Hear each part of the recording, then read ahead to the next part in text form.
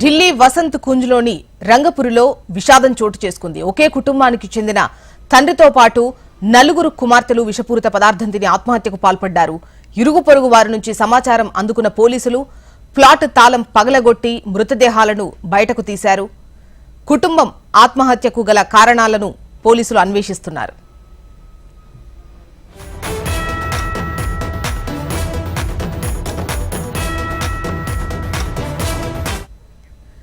ఢిల్లీ వసంత్ కుంజ్లోని రంగపురిలో విషాదం చోటు చేసుకుంది. ఒకే కుటుంబానికి చెందిన తండ్రితో పాటు నలుగురు కుమార్తెలు విషపూరిత పదార్థం తిని ఆత్మహత్యకు పాల్పడ్డారు.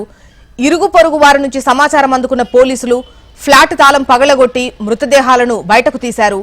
అయితే ఆత్మహత్య గల కారణాలను పోలీసులు అన్వేషిస్తున్నారు.